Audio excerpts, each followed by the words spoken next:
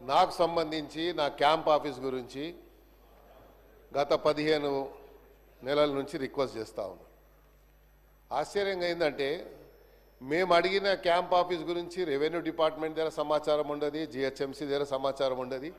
మా నియోజకవర్గంలో ఒక ఈద్గా గ్రౌండ్ ఉంది, రోడ్ నంబర్ 10లో ఈద్గా గ్రౌండ్ ఉంది అధ్యక్ష.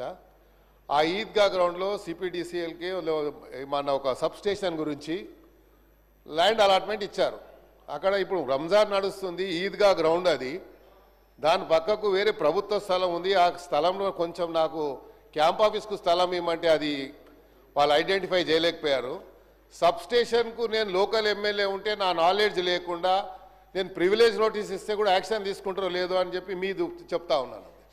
ఎందుకంటే ప్రివిలేజ్ మోషన్ ఇచ్చేటువంటి నాకు నా హక్కు ఉంది కాబట్టి, నా ఫండమెంటల్ రైట్ కాబట్టి నేను చెప్పొచ్చు. కానీ నా ప్రమేయం లేకుండా, నా యొక్క ప్రెజెన్స్ లేకుండా అక్కడ ఫౌండేషన్ వేశారు. నేను పోయి నా రెగ్యులర్ స్టైల్లో పలగొట్టాను పోయి. ఎందుకంటే ఇక నాకు వేరే ఆప్షన్ లేదు కదా సార్. ఆప్షన్ ఉన్నప్పుడు అంటే వేరే తీరు చెప్పొచ్చు. సో మరి మంత్రి గారు ఉన్నారు కాబట్టి, భట్టి గారు ఉన్నారు కన్సర్న్ మినిస్టర్ కాబట్టి వారి నోటీస్ తీసుకొస్తున్నా అధ్యక్ష. ఇక తర్వాత చెప్తా ఉండు రాజుబాయి నువ్వు పట్టింది సార్. రెండోది అదే చెప్తున్నా, నోట్ అంటారు తర్వాత నోట్ అంటారు రిప్లై వస్తుంది. అబ్బాయి నువ్వు చూడలేదా సార్? ఇంకోటి, నేను రీసెంట్లీ ఒక గవర్నమెంట్ స్కూల్కి వెళ్ళాను అధ్యక్ష. వాళ్ళు ఏదో ఫంక్షన్ పెట్టుకుంటే పోతే అక్కడ ఉన్నటువంటి హెడ్ మాస్టరు ప్రిన్సిపల్ వచ్చి నాకేం రిక్వెస్ట్ చేశారంటే, సార్ మాకు గుడ్లు మిడ్ డే మీల్లో వస్తుండే, ఇప్పుడు మోజులు ఇస్తుండ్రు సార్ అని చెప్పిండు. చిన్న పిల్లలు వచ్చి నేను రోజు ఎన్ని గుడ్లు అయితే 20 చెప్పు నేనే పంపిస్తా అని చెప్పిన. మరి ఆ పిల్లలకు మనం ఇవ్వాలి కదా అధ్యక్ష గుడ్లు, అది ఒకసారి ఆలోచించండి. రెండోది, ఆ స్కూల్స్లలో ROR ప్లాంట్స్ పెట్టమని చెప్పి నేను నా బడ్జెట్ కూడా ఇచ్చాను. మరి ఇప్పటిదాకా బడ్జెట్ నా ఏదైతే రెగ్యులర్గా వచ్చే బడ్జెట్లో ఇచ్చాను. కానీ ఒక ROR, ఒకటేమో ఎన్బిటి నగర్లో రౌండ్ టేబుల్ స్కూల్ ఉంది సార్, చాలా పెద్దది, సుమారు 2000 మంది విద్యార్థులు చదువుతారు. జూబ్లీహిల్స్లో అలాగే ఉంది, ఆడ కూడా ROR ప్లాంట్ అడిగాను, అవ్వలేదు.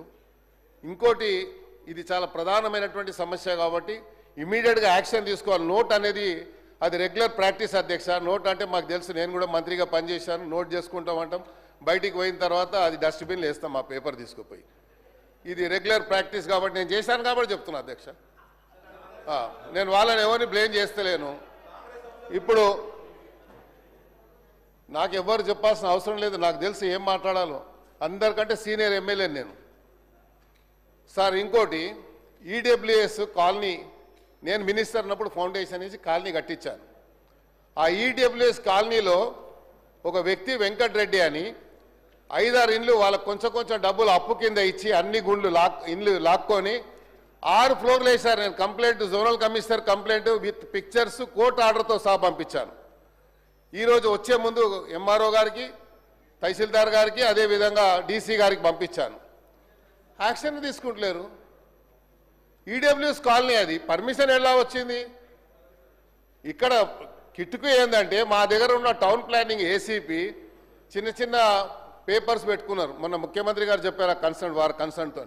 అలాంటి వాళ్ళు ఏం చేస్తారు, వాడే సొంతగా స్క్రీన్ ప్రింటర్ దగ్గరకు పోయి పేపర్ తీసి ఇక్కడ ఇల్లీగల్గా కన్స్ట్రక్షన్ ఫోటో తీసి అది CCPకి ఒకటి ACPకి ఒకటి పంపిస్తాడు. దీని మీద యాక్షన్ తీసుకుంటారు. మళ్ళీ వాడు కాంప్రమైజ్ అయిపోయి బిల్డింగ్ కట్టేస్తాడు. ఇది నడుస్తుంది కాబట్టి దయచేసి మీ సీరియస్ మ్యాటర్స్ ఇవి కాబట్టి ప్రభుత్వం తీసుకురావాలని బాధ్యత ఉంది కాబట్టి చెప్తా ఉన్నాను. మీరు అదే నోట్ చేసుకుంటారు, రెగ్యులర్గా చెప్తారు కాబట్టి అది మీ ఇష్టం, నేనేం దాన్ని చెప్పలేను. కాబట్టి ఇలాంటి ఎవరైతే సోషల్ మీడియాని మిస్యూజ్ చేసుకొని ఇలాగా అందరినీ బ్లాక్మెయిల్ చేస్తూ ఉన్నారు, ఇది చాలా హైదరాబాద్ సిటీలో చాలా పెద్ద ఎత్తున నడుస్తుంది. బిల్డర్స్ని చేస్తున్నారు, అట్ ద సేమ్ టైం డిపార్ట్మెంట్లో ఉన్నటువంటి GHMC అధికారులు అయితే వణికిపోతారు వాళ్ళతో.